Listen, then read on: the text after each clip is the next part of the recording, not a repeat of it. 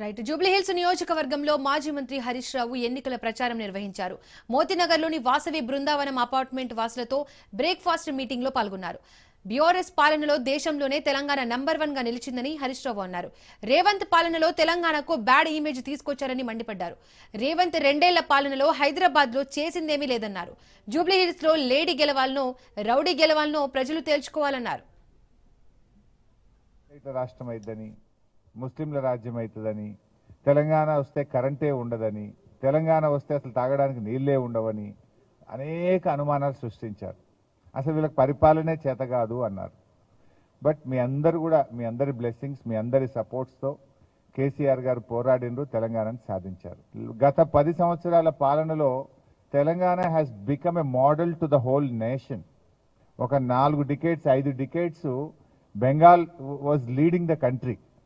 But in the last 10 years Telangana ఆచరిస్తుంది, భారతదేశం అనుసరిస్తుంది అన్నంత గొప్పగా కేసీఆర్ గారు పాలన చేసి చూపారు. నేను వచ్చే 3 ఏళ్లలో ఈ తెలంగాణలో మారుమూల పల్లెల నుంచి హైదరాబాద్ నగరంలోని ప్రతి ఇంటికి మంచినీళ్ళు ఇవ్వకపోతే, శుద్ధి చేసిన మంచినీళ్ళు ఇవ్వకపోతే ఓటే అడగను అని ధైర్యంగా అసెంబ్లీలో చెప్పారు.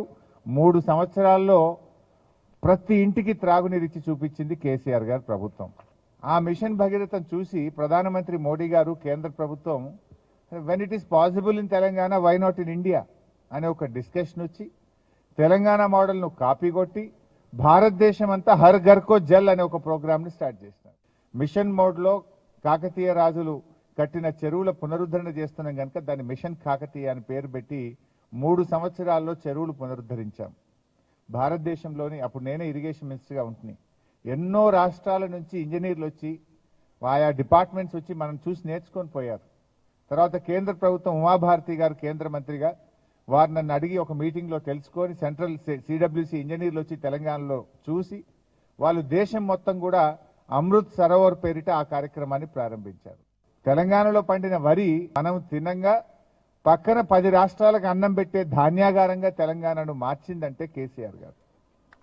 2014లో మా ప్రభుత్వం వచ్చినప్పుడు 68 లక్షల మెట్రిక్ టన్నులు ఉన్న వరి బై ద టైం మేము దిగిపోయేటప్పటికీ 2,78,00,000 మెట్రిక్ టన్నుల వరి ధాన్యం పండే విధంగా తెలంగాణను మార్చాం.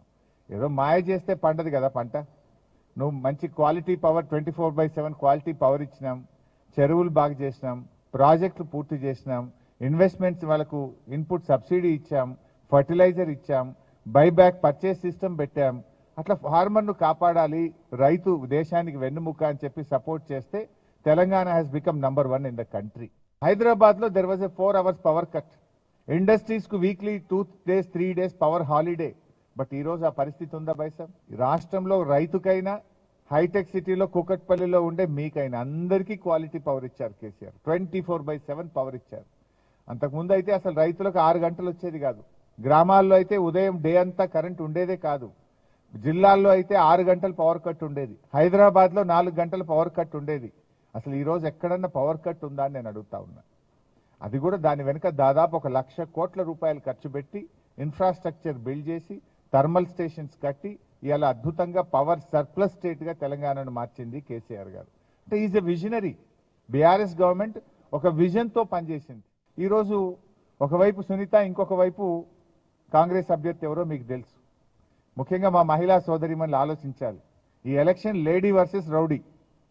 లేడీ గెలవాలన్నా రౌడీ గెలవాలన్నా మీరు ఆలోచించండి. మరి ఆ రౌడీ ఇప్పుడు ఆయన రౌడీ అని నేనంటే ఇంకేదో తప్పు అన్నారు. మరి రౌడీ అని నేను అనడం తప్పైతే అసలు నిన్నగాక మొన్న ఈ ఎలక్షన్ సందర్భంగా పోలీసులు ఎందుకు ఆ కుటుంబ సభ్యుల్ని బైండ్ ఓవర్ చేసిండ్రు? బైండ్ ఓవర్ ఎవరిని చేస్తారు ఎలక్షన్ల టైంలో? రౌడీ షీటర్స్ను ఆయా పోలీస్ స్టేషన్లో బైండ్ ఓవర్ చేస్తారు. యువర్ ఓన్ గవర్నమెంట్, నీ గవర్నమెంటే నేను బైండ్ ఓవర్ చేసింది కదా. Because you have a track record, you are a rowdy sheeter, your name is there in the police station. That's why police have call you and they made you bind over. మరి అని bind over చేసిన rowdy అనకపోతే ఏమంటాం? మీరు ఆలోచించండి. Lady versus rowdy, who has to win? ఒక సగటు మహిళగా మరి ఆవిడ మీ సమస్యల్ని బాగా అర్థం చేసుకోగలుగుతుంది. డోంట్ థింక్ దట్ సునీత ఒక్కటి కాదు. సునీత అంటే బీఆర్ఎస్ కుటుంబము. ఈరోజు ఏం జరుగుతూ ఉంది? గూగుల్ ఎందుకు పోయింది? ఎందుకు పోయిందని నేను అంటే ఆంధ్రప్రదేశ్ పోతే నాకు కోపం లేదు, కానీ నా తెలంగాణ మిస్ అయిందని బాధ కదా. నిజంగా మా గవర్నమెంట్ ఉండుంటే ఇలా గూగుల్ను హైదరాబాద్లో తెచ్చి ఉండే వాళ్ళం కాదా?